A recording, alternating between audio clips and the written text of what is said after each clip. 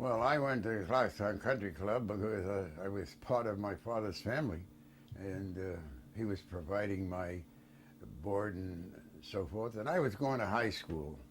So when we moved up to Nyack, as a result of my father's being invited to do something or other at the Unitarian congregation, which Dr. Bernard permitted in the Clarkstown Country Club, that's why I was there. Uh, it was not a matter of going to Nyack of my own volition. I went along with the family.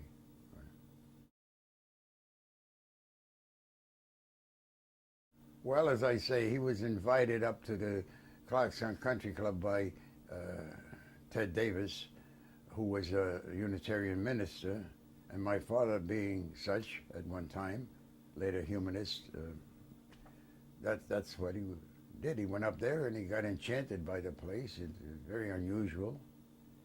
And my father is a penchant for pursuing the unusual.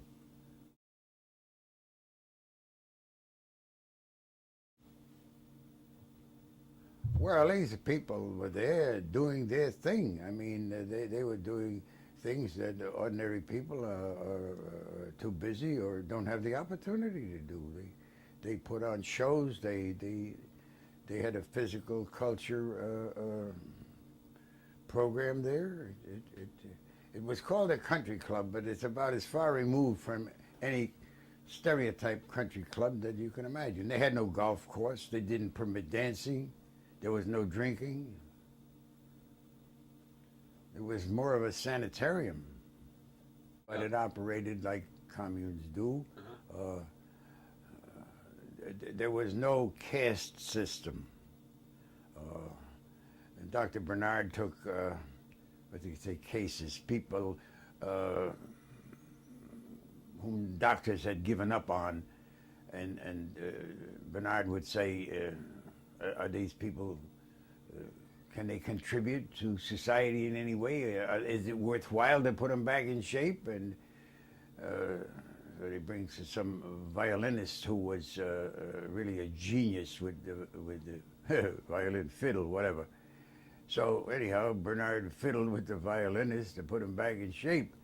But the thing he said, his philosophy was break them down to bare bones and then build on it. And that's what he did. So I don't know, there was one outstanding personality, and he said, well, we send him down to clean out the kennels. So he had these millionaires cleaning out stables and doing work like that. And they did it because, well, not that he was very persuasive, but they trusted him. I mean, he was in some respects the last resort for some of these people. Now, I don't know why, but part of their regime, I guess, whatever, everybody was supposed to have an enema every day. See? Well, there was an old man, two old men, and I heard them arguing about the enemas. They wanted to get it over with. The faster they got it in and out, the better. So one of the men said, we could get it in faster if the hose was bigger. And his friend said, well, the hole at the bottom of the enema can is the same on all the enema cans. How can you make it come out faster out of that hole than one than the other? And he said, well, they put a bigger hose on. Well, the upshot of the argument was they put the bigger hose on one and timed it, and it did come out faster. It has something to do with turbulence inside a conductor. So I said, how did old Henry Goldmark ever know about this turbulence? What gave him the idea about the hose? They said, well, he does know something about turbulence because he designed the locks in the Panama Canal. That's and on, and I don't know what all he did, but that's what he's most famous for. Yes. Henry Goldmark. Well, I don't know. I guess he was a pretty good salesman, and he had a line of patter that was very convincing. You listen to him, and you could hardly argue with him. Yeah. My mother argued with him, but he didn't like that.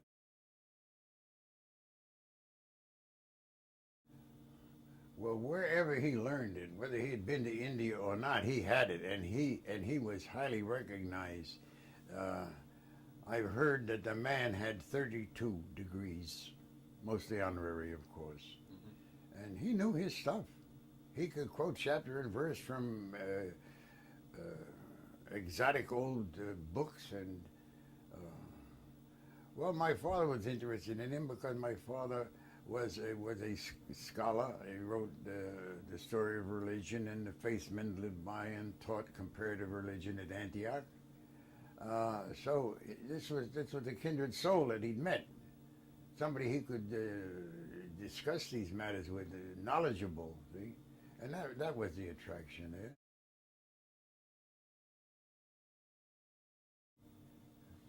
As I say, my relationship with Bernard was mostly old cars because he had the Steam Car Corporation of Nyack.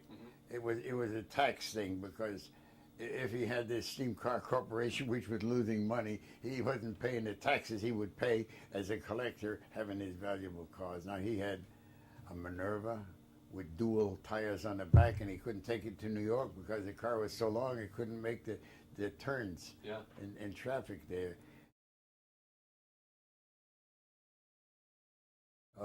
Bernard had a great sense of humor, and when they built the new clubhouse, they had an office for him that was just about as fancy as any place.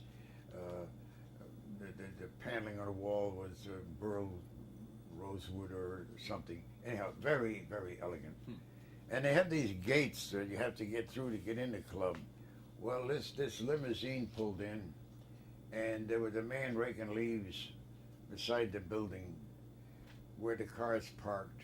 And the chauffeur wanted to pull in, and this guy was raking leaves and busy in his overalls, and the chauffeur blew the horn, motioned him aside, and this guy just, Uh, so anyhow, they were ushered into the office where they cooled their heels for about a half an hour, and finally Dr. Bernard came in his overalls and said, "Hey, you want to see me?" So he was the guy out there raking leaves, and see, this is one-upsmanship. He enjoyed doing this. He'd get out there, and his team was playing the House of David, and there was a House of David out there pitching, boy, and he was good, see, and warming up for the game. And then when the game was about to start, this pitcher pulled off his beard and went over there because he was Dr. Bernard. See? So he could do that. Yeah. He could pitch a baseball. But this was one of the things he would do.